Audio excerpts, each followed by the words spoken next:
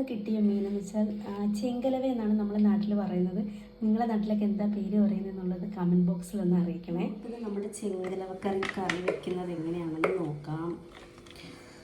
ഈ മുളക് പൊടി ഇനി 2 സ്പൂണേ ചേർക്കുള്ളൂ, നമുക്ക് തോനെ എരിവ് വേണ്ടാത്തത്. അടുത്തത് മല്ലിപ്പൊടി, അതും 2 സ്പൂണേ ചേർക്കുന്നുള്ളൂ.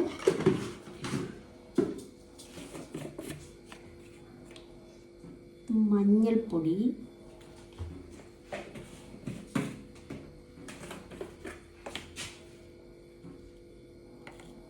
ഉലുവാപ്പൊടി.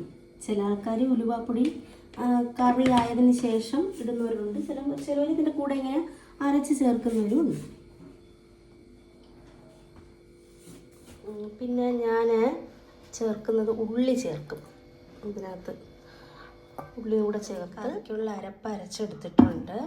ഇനിയിപ്പോൾ ഇതിനകത്ത് ആഡ് ചെയ്യാൻ വേണ്ടിയിട്ടുള്ള സാധനങ്ങളാണ് പച്ചമുളക്, തക്കാളി, കുറച്ച് മാങ്ങ. തക്കാളി ഉള്ളതുകൊണ്ട് മാങ്ങ ഞാൻ കുറച്ച് ഇതിലേക്ക് മാങ്ങ ഇട്ട് കൊടുക്കാം.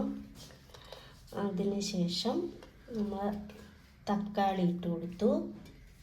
നമ്മൾ പച്ചമുളക്, നല്ല പച്ചമുളക്, അതിലൊരു ഉള്ളിയുടെ കഷ്ണം പോയിട്ടുണ്ട്.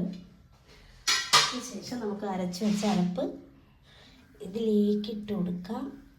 നമ്മൾ ആവശ്യത്തിനുള്ള വെള്ളം ചേർത്ത് മിക്സ് ചെയ്തിട്ടുണ്ട്.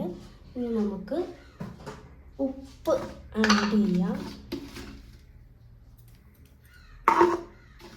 എനിക്ക് കറിക്കിച്ചിരി ഉപ്പ് കുറച്ച് മുന്നോട്ട് നിൽക്കുന്നതാണ് ഇഷ്ടം. സോറി ഗൈസ്, കറിവേപ്പില ഇടുന്ന വീഡിയോ എടുക്കാൻ മറന്നുപോയി.